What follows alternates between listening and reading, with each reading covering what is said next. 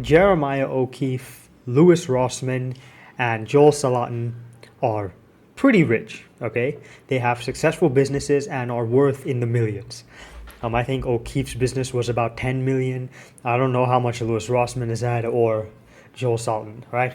Bill Gates, on the other hand, is also rich and has used many collusive monopoly practices to destroy his competition and basically hijack an entire industry. Alright, so recently there was this movie called The Burial released, and I know it's not 100% exact on the events that took place, but I'll just use it as an example. The Lowen Group and a small business owner, Jeremiah O'Keefe, both offered similar services, okay? But the Lowen Group was far larger and used monopoly practices to jack up their prices to vulnerable customers, people who had just lost a loved one. These two, the O'Keefe Company and the Lowen Group, both provided burial services. And the Lowen Group even donated to churches to promote their services to people in grief. So they exploited people's vulnerability and religion. Imagine your fucking mom dies and your pastor's like, hey yo, you should really buy this like casket or whatever the fuck from this corporation. It's like, bro, come on, that's some shady shit, right? And again, along with them, trying to make a monopoly to fuck over the competition and get crazy rich. Compared to O'Keefe, who had a family business for generations, and then he took it and he continued upon it. He worked on it and continued it. And this is why I think people like O'Keefe should not pay a dollar of inheritance tax. O'Keefe's family built the business.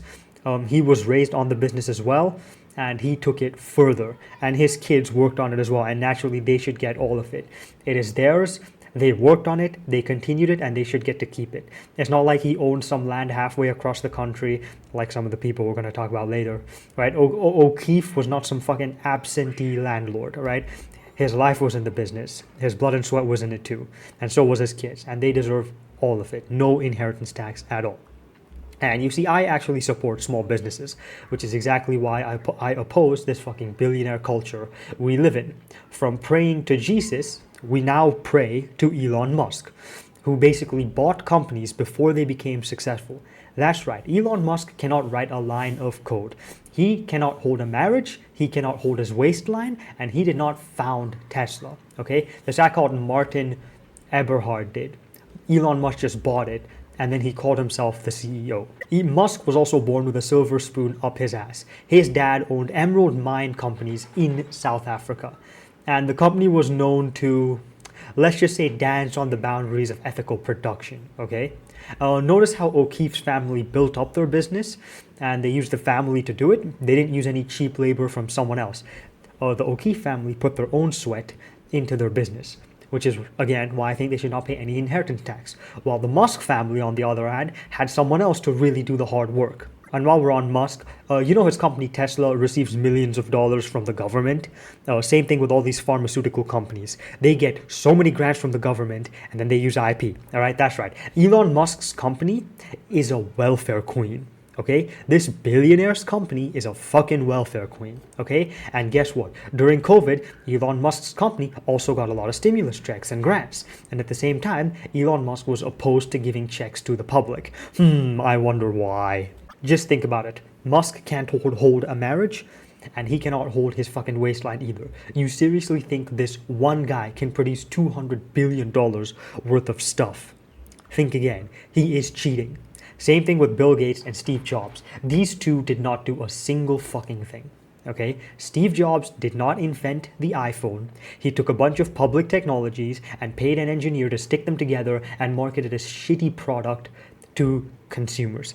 He did not invent the C programming language, and macOS is built off of FOSS Linux code. He took public shit, patented it somehow, and then marketed it. And then he built a cult, and then he got rich and famous. None of you know who Dennis Ritchie was. That is a fucking tragedy. Bill Gates couldn't hold a fucking marriage either. It fell apart after Epstein gave him alpha male advice. This is how pathetic these people are. I don't know why they're worship. I can't continue with this channel. What are these fucking jokes? Bill Gates made the worst operating system in the world. He didn't even make it. This is just a fucking fact. Don't dare argue with me. You see this NeoFetch? Do not fuck with it. Oh boy. Okay, I'm kidding. But Windows is shit. Okay, literally, it violates human rights by spying on you, and it's just shit. Like, it being shit is a crime on itself. That's how shit Windows is. Oh, and did I mention Bill Gates violated the Sherman Act? That's right, people. This guy literally got caught. Crushing competition and shoving a shitty product down your customers' throats. Not to mention, Bill Gates also colludes with the government a lot, right? The education system, neglected tropical diseases. Oh fuck, the list is really endless. Even the polio vaccine was pretty damn suspicious. I'll leave some videos in the description if you're interested. And okay, fuck. If anything, Louis Rossmann is self-made. Let's have some positive examples, okay? This guy worked on the tables of restaurants as a teenager, repairing MacBooks, and he eventually built up a successful business. See, this is the difference between Louis Rossmann and Apple. One actually built something up, while the other just built some retarded fucking cult. This is the same difference between O'Keefe and the Lowen Group. One is honest and successful, while the other is dishonest, collusive, extremely large, and tyrannical. And now I will bring up an example that even the most conservative people can agree with, okay? There is this OnlyFans streamer, OnlyFans content creator, whatever the fuck they're called, Amaranth, who basically makes parasocial relationships with millions of lonely men, and she basically sends them bikini pictures, and she pays a random Indian dude to message them, so they get like love messages like good morning or whatever the fuck. And this chick, you guys know what OnlyFans is. I'm guessing you do, sadly. I don't want to fucking explain it here.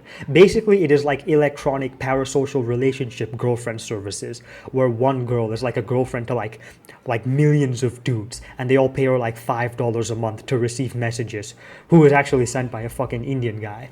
But whatever, you guys get what it is. And in fact, this OnlyFans thought owns more farmland in the US than Bill Gates.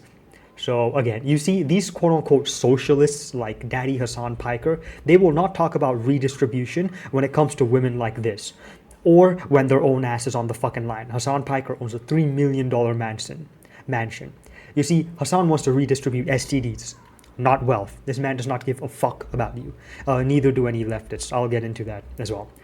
Now let's get to another positive example. Joel Salatin, who is a farmer, and he literally spreads his knowledge. Salatin is also extremely successful. He is also an author with multiple books to his name. Salatin is rich, but he made his money honestly. Again, it was also a family business. His father was a farmer as well.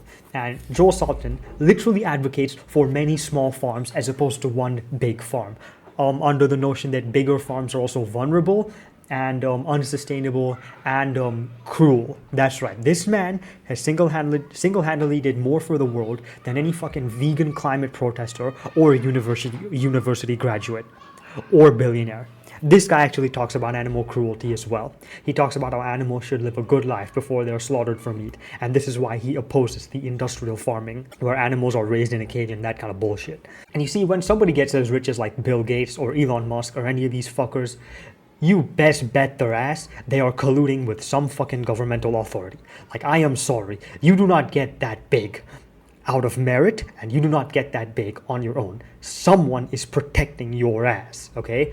Crushing competition, exploiting loneliness is very different from working your ass off to produce high quality meat or repairing someone's laptop and saving it from being in a fucking landfill, right? These guys, Musk, Amaranth, Bill Gates, had several massive advantages. Unlike the O'Keefe family business, where they literally built that shit up by working with each other. They did it from the start, they did not steal from each other, and they put their own sweat and blood into it. Steve Jobs took public knowledge and locked it behind a monopoly. He took away other people, other Americans, opportunities. He also made his products impossible to repair and obfuscated everything under the guise of intellectual property. So now you cannot repair his products either. So more opportunities for the average American are lost. You cannot make a small repair business anymore because of assholes like Apple. Amaranth pandered to millions of lonely men and basically sold them quasi-false hopes. Gave them the illusion of having a girlfriend or whatever the fuck. She made millions. To get this big, you have to crush competition. You have to take away other people's opportunities, and you have to do something rather shady, right? Small businesses in technology simply do not exist in today's time. Everything is a monopoly. Three companies make every processor in the world, and Apple and Microsoft are basically the only two operating systems that hijack more than 90% of the market share. Soliton says, quote unquote, quote, there is enough business for everyone here. And I actually agree with that. But the problem is these fucking monopolies always take it away using some kind of collusion. And this is why Jeremiah O'Keefe, Louis Rossmann, and Joel Salatin are rich, but they are clearly not as rich as Bill Gates, and they're not as famous either. Everyone in the world knows who Bill Gates is. I'm willing to bet some of you don't even know who Joel Salatin is, or even Louis Rossmann, who are actually very famous contemporary figures. These people fight and advocate for small businesses. Right to repair is literally about letting people make a living repairing stuff from a small store. Soliton literally advocates for many small farms and breaking up the cruel and polluting industry of commercial farming. O'Keefe literally went up against a fucking gigantic corporate group. And you see fuckers like Hassan and many people on the left, they just use buzzwords. None of them talk about any of these issues. And all the issues people like Rossmann and Salatin discuss are actually non-political. Richard Stallman's movement is non-political. So I just thought I'd make this video basically saying that, especially in tech, we all seem to worship the wrong people. Why is it that everybody knows who Steve Jobs is, but nobody knows who Dennis Ritchie is? Now, yes, I kind of made some point on getting rich, but yeah, I just thought I had to make this video. Dennis Ritchie is a legend. Thank you for watching and have a nice day.